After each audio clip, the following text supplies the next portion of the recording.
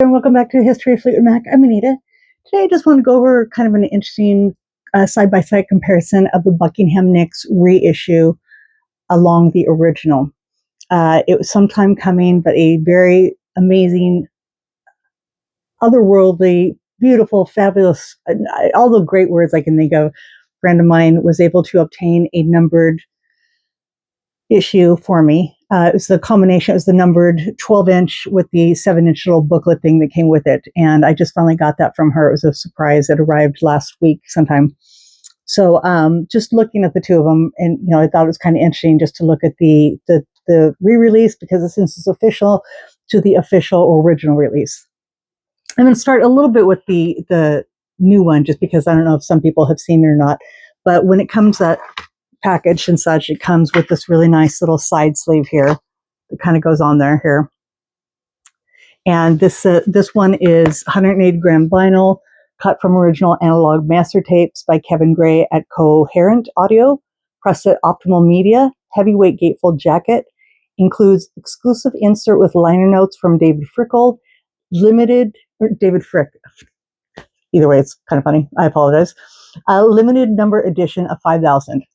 When this is on there, and on the back it shows the names and such, but when this is on there, as a result, you cannot see, and it's like this, and on the back here, what number you have, because it is right underneath there. So this one looks like it's 4066 out of 5,000. So it kind of sucks, but it's kind of cool, because, if it were in stores or ordered, people couldn't, grab the lowest number. I don't really care. I'm grateful with anything. So, but it would have been kind of nice to see, but I can see why they might have covered it so that people, again, wouldn't be choosing the numbers. So of course, it's the fancy edition. We're going to have this really nice, with some kind of foil insert thing. The cover, of course, is going to be really shiny. The liner notes also, of course, are going to be different. But what I noticed on the inside, and a lot of you are probably aware of this already, but the paper is a little bit different, it's shinier, but this picture comes out a little bit darker than the original. If you look at the picture here, let's see if that shows up or not. It looks a little bit kind of cloudier in that one than it does in the original, which will not open for me. This one just has a little softer hue to it. It looks a little bit more like a photo. Stevie's just a little bit darker in the new issue one. Of course, this is made in 1973. So it's a little bit older paper. It's also 50 some odd years old, and so obviously it's going to look a little bit different. This is probably going to look a lot like this in 50 some odd years, despite the fancy jacket and stuff. The color work, the Buckingham Nicks looks a little bit yellower, a little bit brighter on the new one. But there's something to be said. I don't know what it is. I still just like this kind of matte copy. I don't know. I just kind of like this, but I do like the fact that the new version again made the photo pop out a little bit more. But actually on camera, this still looks about as bright as this. I mean, off camera, I apologize. That said, the back also does not have all the information like the non-gatefold version does. On the non-gatefold, all the information is on the back. But again, you can see a big color difference. This just looks a little bit more sharper and psychedelic for the time. This one's a little bit more muted. Also, tiny bit more overexposed. Again, I think you see her face a little bit clearer in this copy versus the new one. That's just my opinion. Pertinent things to mention, though, on the inside is a couple things. On the original, it was Stevie, S-T-E-V-I, Stevie Nicks. Right, where's it showing? Right here. And on the new copy, they spell her name correctly. It's dumb, but I kind of like when they had it the way it was. So it's spelled correctly here. I kind of wish they had kept that all together, but I get it. I mean, it's a reissue. And then the most pertinent thing that Stevie liked mentioning is that in Frozen Love, the lyrics on the original vinyl on the Gatefold was hate HATE, gave you me for a lover. And Stevie Nicks said that all these years, all this time has gone by, and the word was supposed to be fate. F as in Frank, ATE, which has been corrected in the new version. And she liked to make a lot of jokes about that on the tour and in different interviews, stressing the fact that it made the line so much more potent and not cruel, because Stevie Nicks' wording, even though they could be a little feisty and such, but they've never been cruel. And I think using the word hate, which I don't think she'd ever use in a lyric, it's just not a Stevie thing. Not that she couldn't hate or has the ability to hate, but it's not part of her vibe. It's not part of her lyricism. And it is funny that it was meant to be fate. To be honest, I don't even know what I was singing all these years. I don't know that I was singing hate myself. I mean, because it just doesn't sound like a Stevie lyric. I would just sing along to it, but consciously I can't recall what I would say. I'm not saying that I ever said fate and I thought it was right. I don't know, but I thought that was kind of funny. So that got fixed in this one. In the original, the record, standard black vinyl with the Polydor. Sorry, that one's a little dirty. Polydor label. And on the new version, it just looks a little bit different. And it's tough to get out. If you saw on my Black Friday video, I was mentioning that the vinyl is tough to get out of these, and I'll go into that a little bit more on the next one again when I compare the 7-inch pieces. But the label on this one, of course, is going to be different because it's no longer Polydor per se; it's put out by Rhino, so it has this unique, different look to it. So it is still a Polydor. How do they do that, I guess? Rhino High Fidelity. And it's Nicks and Buckingham. Buckingham Nicks. So they kept that. And Polydor is not even mentioned here. Interesting. Let's see if they're even on the inside there.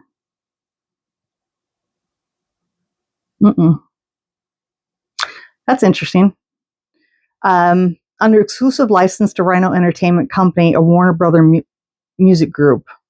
See, I don't know. I really don't know.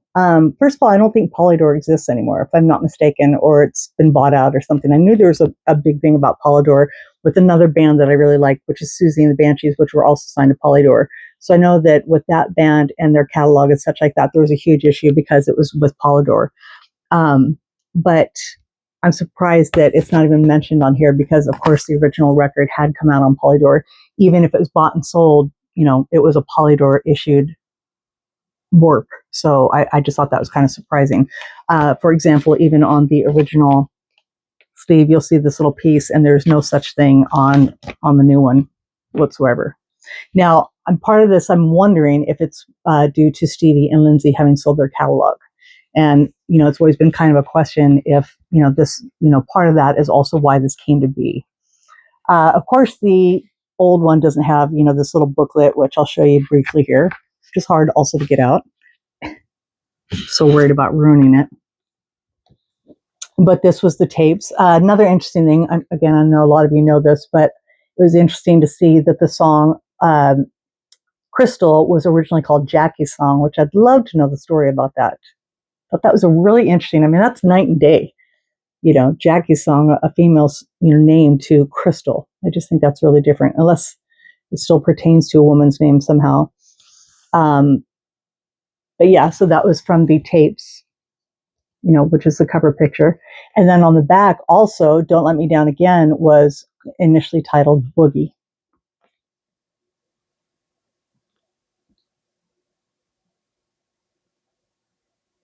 Another small thing I noticed too, which before I show you the inside of this, which I thought was kind of funny, is that Stevie, it's been a common, I don't want to say complaint, but, it's brought up a little bit of complaining, that Stevie always gets the short end of the stick when it comes to songs on a record, what with 3, songwriters and such.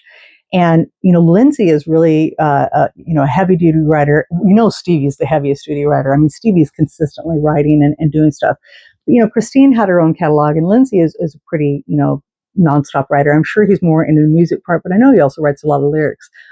But I thought it was interesting that there was 1, 2, 3, 4, 5 Stevie Nicks written songs and 3 Lindsay songs. So I thought that was kind of unusual that in the very beginning, Stevie Nicks did get the lion's share of writing credit and songs that were put onto the album.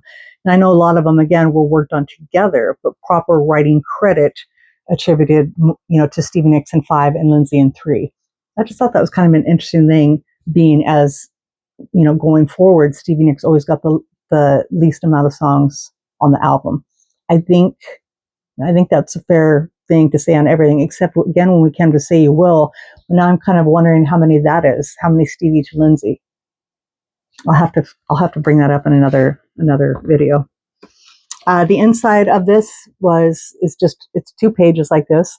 Shows some early outtakes, which if you watched my early Buckingham Nicks video when I was showing pictures and stuff like that, I found it very interesting that that they showed these, because there's the whole ordeal of some proof sheets being online going for just a ridiculous amount of money.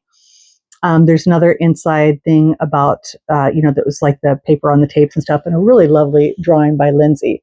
I've yet to show the Lindsay artwork that I have, but it's very similar to this, much like Stevie having a particular theme and tone to her artwork.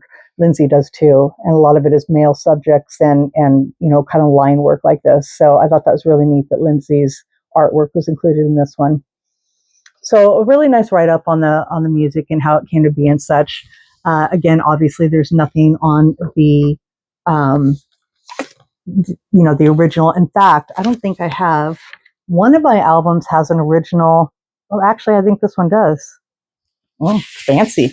This is an original Polydor inner sleeve, which oddly enough shows Buckingham Nicks. So that's pretty cool. That's hard to come by. And I'm sure I probably brought this up and amazed myself yet again, because I forgot all about this. So probably in the original video, I was like, oh, wow, look at that. This is probably. So that's kind of neat that, most copies when you buy them in the Gatefold or the single, it's just like a paper sleeve. Sometimes you'll have we saw one yesterday at a record store, and it just said Polydor on it, but it was, the open circle and just the black paper with Polydor on it. So that was kind of neat. So just some, observations on the new release. It sounds gorgeous. It sounds really nice. I do believe I've listened to it regular and I've listened to it under headphones. I do think that there are small nuances that are definitely not heard in the original. Of course, when I go back to some of my originals, most all of them kind of have a little crackle to them. They're well kept. None of them skip or anything like that. But, there's still the, 53-year-old, vinyl, compared to a brand new shiny remastered vinyl. So of course it's going to sound a little different. But that aside, I think that there's still the warmth of the vinyl sound on the new release, but there's, less crackling and then just little more, little sounds that you didn't hear, just little instruments here and there. So definitely advise it. I was going to pull it out and show all the copies, but I think I've gone over them a couple times. There was this one, which is out as a package, like I said, which I'll go into in the next video, but I'll just show you. It came with this and this. And again, this is going to be another video. But this is a dual Gatefold 45 thing. And this came out as a package numbered and unnumbered. So there's this package available with no number on it. None of these have any numbers. It was weird. I was really surprised that they wouldn't, put numbers on them to go accordingly with the album. I mean, I don't know, I guess that would have been a lot more work, but I'm just kind of discouraged at the fact that if you're going to come out with a limited edition numbered set that was a nice fancy set, that you wouldn't number those as well. I don't know. But you can also get these unnumbered, which is easier to find, the set of this and this. It's just there's no numbers on the back. It still has the same little sleeve thing, has the same inside. It just is missing this being numbered. Then there is violet colored vinyl, which is from a bookstore. Books a Million, I want to say. There is the yellow version. Don't recall where that came from. A pink version. So pink and violet are different.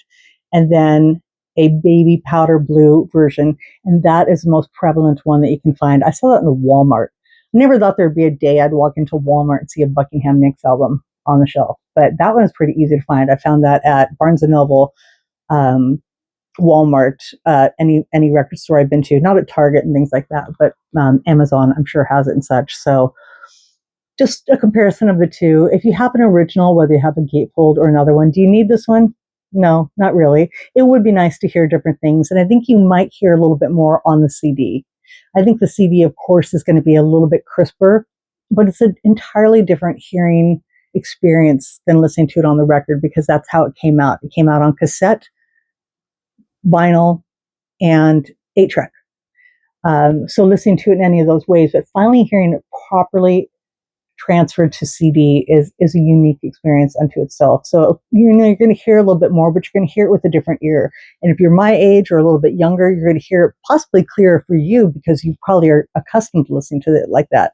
And I'm confident that what's streaming would be the CD version as well, probably not the vinyl version. So, maybe check it out and get it. But if you're a collector like me and you would like to have something like this numbered edition is really, really nice. I'm very happy with it. I also think that the unnumbered version also has the liner notes. So again, all this fancy one is just a number on the back. Just that it was limited edition, and they're hard to come by. They're about $250 right now on eBay. They're not selling for that, but I do see people listing them as such. So that's that. So I hope you enjoyed that, and come back for my next video, and I'm going to compare the little 45 set to the original 45 set I have from Buckingham Nicks. And until then, we'll see you next time. Have a great night. Bye.